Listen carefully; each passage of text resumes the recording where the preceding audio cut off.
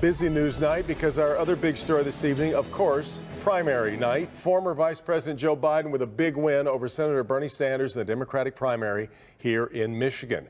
Vice President Biden continuing his Super Tuesday momentum of a week ago and now increasing his delegate lead over Sanders. We have team coverage tonight. Steve Garagiola has been covering the long lines in Ann Arbor. We begin, though, with Mara McDonald.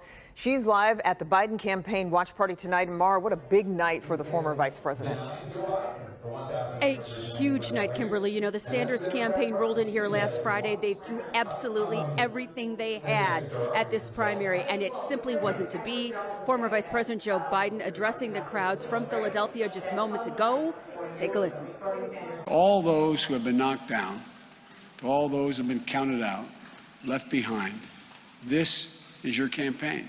Biden had little to no campaign structure in Michigan versus Sanders' well-oiled campaign machine here. But tonight, none of that mattered. Perceived electability going forward to the fall handed Joe Biden an overwhelming victory in a state Sanders won 4 years ago. At least here in Michigan, you know, the voters here, and at least the Democrats know that Joe Biden's been a fighter for them for the last 8 years, and, you know, I think he's being rewarded for that tonight. But 2020 is a different dynamic than 2016. Biden does not polarize voters the way Hillary Clinton did here. People like him and trust him with power. He's had experience in governing. He has wisdom. He's helped autos. When we had auto rescue, Bernie Sanders actually voted against it. Drove a Subaru to the polls a week ago, by the way. Anyway, the bottom line is that Joe is he has much broader appeal. Back here live, Senator Sanders is in Vermont tonight. Per his campaign, he will not be making any comments. And Devin, Kimberly, when the dust settles tomorrow morning and the numbers are all in, here's what we need to be looking at. How much bigger was the Democratic Party or Democratic primary turnout than 2016? And I think that will tell the tale of what we can expect here in Michigan going into the fall and how big of a fight it's going to be. We're live in Eastern Market tonight. I'm Mara McDonald. Yep. Back to you. Sure. Okay, Mara, thank you. Let's now check in with Steve Garagiola. And this coronavirus is also affecting the campaign trail. Both Democratic presidential candidates, Joe Biden and Bernie Sanders, called off campaign events in Ohio on this mini Super Tuesday. And with 3 states called so far, 8 is looking to be a solid night for Biden. CBS 2's Dick Brennan in our newsroom now with more. Dick. Yeah, Maurice and Christine, indeed, it is looking like a very good night for Joe Biden. 3 states down and 3 wins over Bernie Sanders, including the crucial state of Michigan with the biggest delegate haul tonight. That goes to Biden. Now, in 2016, Bernie Sanders won narrowly in Michigan, but not this time. Now, in addition to Michigan, Biden had big wins in Mississippi and Missouri. There were 3 other contests tonight in North Dakota, Idaho, and Washington, where the polls closed later, and the results are still coming in. A total of 352 delegates at stake in all 6 contests. Tonight, a subdued Joe Biden spoke to supporters in Philadelphia. This election is the one that has character on the ballot. The character of the candidates, the character of the nation is on the ballot. It's more than a comeback, in my view, our campaign. It's a comeback for the soul of this nation. This campaign is taking off, and I believe we're going to do well from this point on. Now, here's the delegate count with 3 states in. That's 770 for Biden. Sanders has 620. CBS News reports Bernie Sanders will not be speaking tonight. In the next major primaries on March 17th, there will be almost 600 delegates up for grabs, and the 2 candidates are scheduled to have a debate Sunday in Phoenix. In the newsroom, Dick Brennan, CBS 2 News. Okay, Dick, thank you. Well, ballots have been cast and drop boxes are now closed across the state. Good evening. I'm Joyce Taylor. And I'm Mark Wright. Thanks for being here tonight. Counties are busy right now counting the votes as the Democratic candidates pursue their party's nomination and President Trump seeks re-election. So here are the numbers so far. And look how close these numbers are. Right now, Bernie Sanders has 32.7% of the vote to Joe Biden's 32.5%. The vote separation is just about 2,000 votes, so it's very close, but a lot more ballots have to be counted? So remember, ballots were mailed out in our state in February on the 18th. A lot of people, hundreds of thousands, cast their votes before Super Tuesday. And if we factor in the candidates who've already dropped out, 12% voted for Elizabeth Warren, 11% for Michael Bloomberg. The only state voting today with more delegates than the state of Washington, Michigan. And take a look, NBC is calling Joe Biden the winner there. So to help us break down these numbers so far, Chief Political Reporter Chris Daniels live in the newsroom. Hey, Chris. Hi, Mark. Yeah, Michigan, Missouri, Mississippi, all going for Joe Biden. And I'm joined now by our King 5 News political analyst, Ron Sims, and Scott McClellan. We've been talking about this all night. And Washington, the second biggest delegate haul on the Democratic side tonight. The biggest one, Michigan. And Scott has been chomping at the bit for the last hour and a half. He's been crunching the numbers on Michigan in particular. And what stands out tonight, that's a state that Bernie Sanders won in the primary 4 years ago. That's right. And all across that state, Joe Biden is running stronger than Hillary Clinton did 4 years ago. Remember, in the general election, Michigan was key. If Donald Trump doesn't win Michigan, he is not president of the United States. He won it by 11,000 votes. So what you're seeing tonight is that Joe Biden is running strong in rural areas, he's running strong among suburban voters, and he's running very strong among African American voters. That bodes well for him heading into the general election and capturing Michigan and maybe some of those other states that went Republican last time after not going Republican for many years. Wisconsin, Pennsylvania, and then Ohio is always a key state as well. Yeah, so here closer to home, Ron, we've been talking all night about our King 5 Survey USA poll of Washington state voters in advance of this showed essentially a dead heat between Joe Biden and Bernie Sanders. Tonight, we essentially have those results playing out, a dead heat between those two. Anything that surprises you? I think you were a little surprised that Bernie didn't have a bigger cushion. I thought Bernie would have a bigger cushion, and but you know, Washington State is like is a good barometer for the rest of the country. If you look at the polls, when you look at what happened in the voting, we look like America, and so I think that Biden and Bernie were very close. Biden's going to be the nominee, and that excites me for a number of reasons. But Bernie was a good candidate. He is going into a meeting tomorrow. He made that really clear after Michigan that he was going to bring his people together. And I think the real issue for him is, where can I go now and win? Where can I get the money to go now and win? But I think this is now a Joe Biden's race to lose. Last 15 seconds, you think it's over? I do. You're hearing that from Joe Biden tonight. He's starting to try to appeal to Sanders supporters himself, and the revolution is done. We'll leave it with that. Scott McClellan, Ron Sims, our King 5 News political analyst. Send it back to you. So I have a split question then. So if it turns out that Biden is the nominee, to me, he has two problems. How does he unify the party and really bring Sanders supporters to his camp, and also get the younger voters who really, for Democrats, are in Sanders' camp and not really with Biden? I think that if I were Joe Biden, I would say this to young voters: if you don't vote, you voted for the winner. So if you're not voting for me, if I'm the Democratic nominee, you voted for Trump, and you can't say that your no vote or not voting did not count. It is a factor. So I think he'll bring them into play in a very big way. And so I'm very confident about younger voters moving to Joe Biden. I think it's two sets of voters. It's younger voters and Latino voters that Joe Biden will be reaching out to now that he has really seized command in this race. And I don't see Sanders staying in this race, as Ron was alluding to a minute ago. There's just not a path forward to overcome the delegate difference that is ahead, given the states that remain that are strong for Biden, like Florida, Georgia, states like that, where he's going to win big. Joyce, Mark? All right, gentlemen, thank you. So far, Democrats have shown a higher voter turnout compared to Republicans in this primary election. The chairman of Washington's Republican Party says that does not show a lack of support for the incumbent president, Donald Trump. He joined us earlier tonight to talk about the primary election results. Not at all. I mean, in this primary, you had 13 Democratic candidates, and only on our side, just President Trump. So Democrat voters in Washington state had every reason to participate. You had Michael Bloomberg spending millions of dollars of ads during Seahawks playoff games during the Super Bowl. Bernie Sanders had a rally in Tacoma. So they have 13 candidates all driving out their voters. And we saw really unprecedented turnout. President Trump is receiving more votes in this primary than any Republican candidate in the history of Washington state presidential primaries, and he's doing that while he was unopposed. We've seen almost 600,000 people participate. That is a record for participation.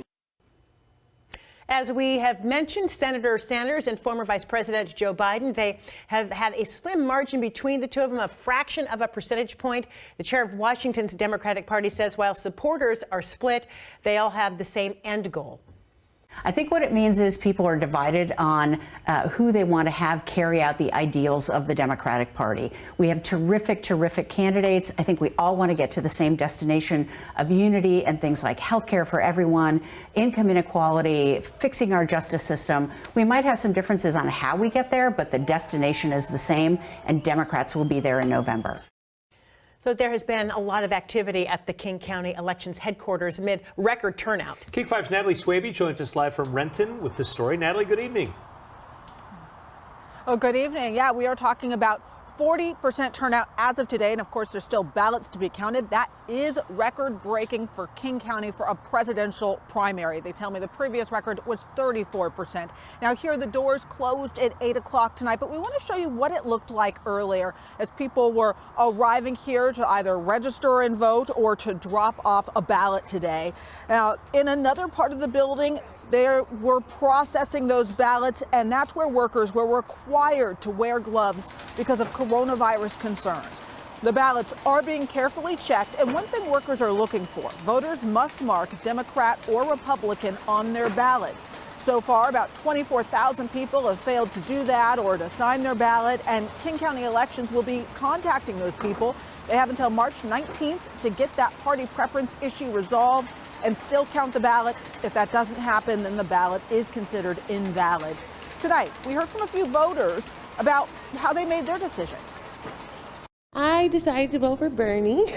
Student loans are a big issue, and so I'm hoping to get some change seen with that, and I don't know, we'll see. I just think that we can probably get a little bit of back to normal with Joe Biden compared to things the way they are now. Joe Biden, I think he's going to win. And I was a Kamala Harris guy, but she just didn't get any traction.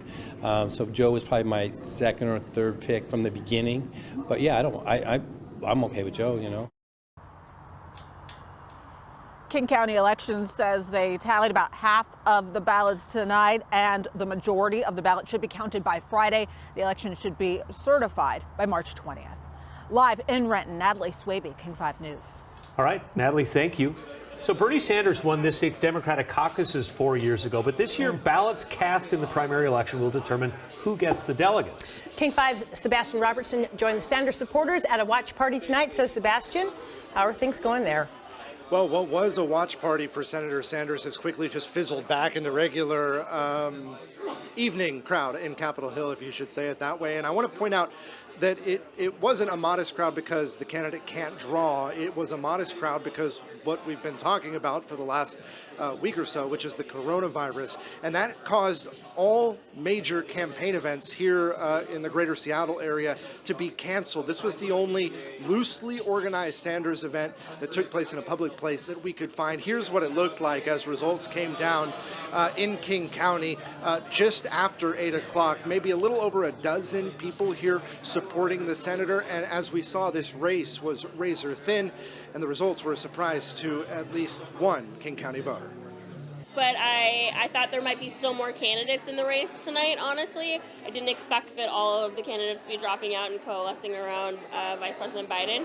And it's a lot closer than I thought because, Senator Sanders had won so overwhelmingly in 2016. So it's a little bit of a surprise. This evening started with a lot of other states that are hosting primaries, with those elections being called very quickly. That is proving not to be the case here in Washington state, as the divide remains razor thin, and what happens in the next 24 hours and in coming days will be very telling for who wins the delegates here in Washington state. In Capitol Hill, Sebastian Robertson, King 5 News. Thank you, Sebastian. So how is the Trump campaign viewing Washington tonight? We talked with the National Press Secretary for the campaign. Kayleigh McEnany told King 5 it doesn't really matter if Sanders or Biden win, because the president views them as having similar ideology of big government takeover. What she says will be interesting is voter turnout in our state for President Trump. Well, President Trump, yes, of course, is the foregone victor in these primaries and caucuses, but it is interesting to see weeks when he breaks records in vote totals or turnouts in states that we're not even making a play for at the moment. As of yesterday, 62% of returned ballots in Washington were on the Democratic side, according to the Secretary of State's office. Bernie is still waiting for a surge. Is there any chance it happens? Let's meet tonight's party panel and talk it out. We've got townhall.com editor and Fox News contributor Katie Pavlich. Look who's back, former senior advisor to Vice President Joe Biden and Chief Transparency Officer for Transparent Business. It is Mo Vela, and Reason editor-at-large and host of the Fifth Column podcast in its 20th year, Matt Welch is back. Welcome, everyone. It's one of the longest-running podcasts in history. It really is. Even before there were podcasts. It's a testament to your vision. So let's talk a little bit about this. Is Bernie Sanders done? Is there anything that can happen? Because a lot of people said the same thing about Joe Biden after everything but South Carolina. I would never say that things are completely done, but the math at this point is not in Bernie Sanders' favor. When you have Joe Biden taking Michigan, a place where they thought Bernie Sanders maybe could play, a place that he came back against Hillary Clinton in 2016, that's going to be difficult for him. It's interesting to watch the turning points leading up to this point of the Bernie Sanders demise. There was the comments about Fidel Castro, which he continues to quadruple down on. That's not going to help him in Florida. Right. And then also, of course, the endorsements from Jim Clyburn and other Democratic candidates who had not endorsed previously. I think that's what swung the race. I really do. I think he owes Jim Clyburn the VP spot. There's just you know why? Yeah, well, because he's a young man. And that would be the ticket of youth. Maybe Jim Clyburn should recommend someone for Vice President Joe Biden to pick as his vice presidential candidate. He might do a better job because Joe's had a little problem in the past remembering the people that he would consider for the vice presidency. We know that Elizabeth Warren is potentially on his list to be the Treasury Secretary, which, is another reason Wall Street is cratering right now. But should Elizabeth Warren, after tonight, endorse Joe Biden? Well, first, let me say this. It's far be it for me to disagree with Katie, right? But I think Bernie Sanders is done. Yeah. If I was him, I'd probably go ahead and drop out tomorrow and let's. You think tomorrow? Yeah, I do. Let me tell you Shouldn't something. he gather some more delegates so he has some power? Well, you know so what? he can write some of the rules in Milwaukee if anyone goes. At some point, and I know it disappoints a lot of folks on the right that wanted Bernie, right, because they knew he was an easy victory for the president. It's a better narrative for the president. I get it. Socialism versus capitalism, that's a win. I hate to bust everyone's bubble, but socialism is not going to happen in our country. It's not going to happen in the Democratic Party. And Joe Biden will be the nominee, the presumptive nominee now after tonight, clearly. Yeah. I think Bernie's gone. I think it's done. Let's go. Let's move on. So, which brings me to now Democrats have to wake up tomorrow morning and go, oh my God, Joe Biden? Really? He's like Howard Dean's grandpa. 7 months with the guy in the bathrobe, just kind of wheeling him around, trying not to have campaign events, which they're probably not going to do. They're sticking to the prompter. It's real short. Hi, everyone. The drama. The social distancing campaign. We're canceling everything because coronavirus. Or something. It'll be late August. They're like, coronavirus is done. The story's over. People have recovered. Thank God it wasn't so bad. Yeah, but Joe's people are still going to be like, no, we're still. I mean, if you think about the entire race, what was it? It was a long, slow process to see whether or not anyone could rise to the challenge of being better than the default old guy who was the known quantity, and no one could do it. Like Elizabeth Warren What does got that close say? Does that for a say while. something about, is that a testament to Joe Biden? No. Or is that, does it show how shallow and lame the Democrat bench is right now? Well, yes, but also that the democratic socialism experiment, the sort of the feeling in the party, which drives a ton of passion among young voters, although not enough so that they actually go out and vote. That's a problem. That That's a problem. That's a serious problem. But like everyone tried, they had their shot, but no one could quite do it. And when push came to shove, it was the African American vote who said, we don't want socialism in the Democratic Party. Look at the poll numbers among African Americans in Mississippi. It is the Sanders got clubbed like a baby. Something percent. No, it's 80 something to 15 or something. 13% for Bernie Sanders. He's getting absolutely decimated. And it's not because people don't like Bernie. Bernie is a likable guy. He's very authentic. But, you know, thank God someone was doing the math. Yeah, but if you actually look at what people are saying in terms of the agenda that they want to put forth for the Democratic Party moving forward with a nominee, their number one thing is beating President Trump. They think Joe Biden is the person to do that. But if you look at the way they come down on issues, the vast majority, we're not just talking about like a small majority, the vast majority of Democratic primary voters in every single state we've seen so far want single-payer health care. They want debt forgiveness for student loans. So this idea that hold on, time out. Don't worry, we are going to take a break. We're going to return with the panel. Rachel, here's the other thing that happens on a night like this. We start pivoting and asking our guests, as we will later, does Biden pivot to the general? Is Biden really willing, or is there any desire to fight a ground war in the state of Florida to spend $1 or a day in the state of Florida, given tonight's result? It depends on how the Bernie Sanders campaign is going to approach the rest of the race. I mean, Senator Sanders has said bluntly, without any equivocation, that if Joe Biden is going to have more delegates than Bernie Sanders at the end of the day, then Bernie Sanders will drop out. He will concede that Joe Biden has won the nomination. He will not force it to be a majority, even if it's only a plurality.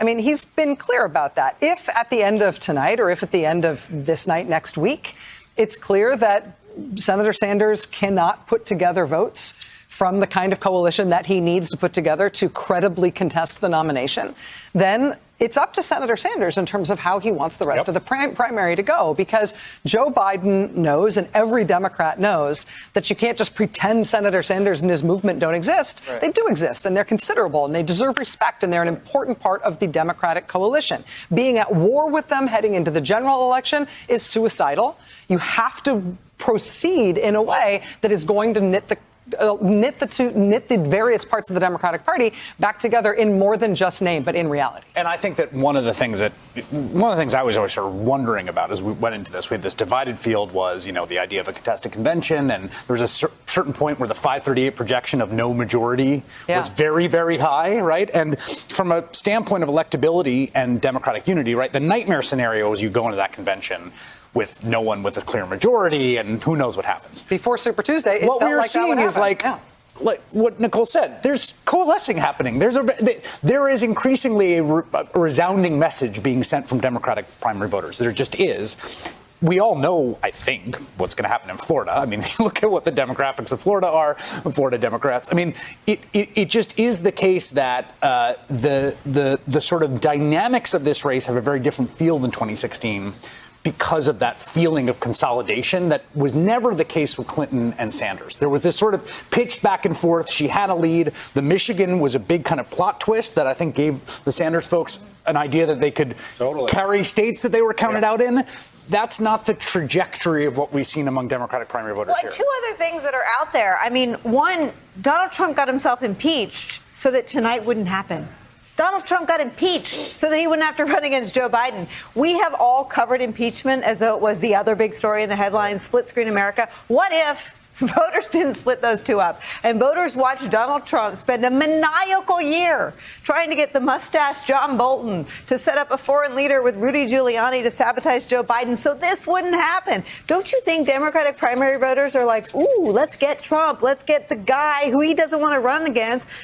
nominated. The other thing is, and I hear this from women, Democratic and Republican women, maybe it wasn't so much about voting against Hillary Clinton. Maybe it was seeing the nightmare that was 4 years of the Trump presidency. The urgency is greater. The particulars about, let's do our revolution later. Let's get rid of this guy first. I mean, I think voters are having to weigh different things, and they're more real world than idealized. But I have to say, I feel like if the kind of coalescing that we're watching happening tonight, if it were happening around Senator Sanders, if Senator Sanders had pulled off an upset win in South Carolina, started doing great in the South, and had a Super Tuesday like nobody thought he could, I honestly think that the coalescence that we're seeing in the Democratic Party would also be happening around Senator Sanders. I think it is about beating Donald Trump. I agree that it's about beating Donald Trump, and if you're going to do it with Sanders, great. If you're going to do it with Joe Biden, great. I don't if you're going to do it with, a hickory tree you just met, go ahead. Yes, the coalescence has its own momentum. He's a vessel. And I mean, I think the funny thing is, if it had been Bernie Sanders, and look at the window where you saw what that might have looked like was after Nevada, where you had Rick Wilson and Bill Kristol and all these one-time Republicans saying I guess a socialist better than a psycho. I mean, that would have been a fascinating story. And I think that is true. But the other thing happened. The opposite happened. Bernie Sanders has lost steam almost every single day. The other thing about Florida is he almost willfully threw Florida by spending 4 days defending his comments about Castro. He could have apologized and said, look, literacy is one thing, but jailing dissidents and writers and reporters is another thing entirely. To the people of Florida, I'm sorry. He didn't. Sanders has as much blame for where he's ended up tonight as anybody.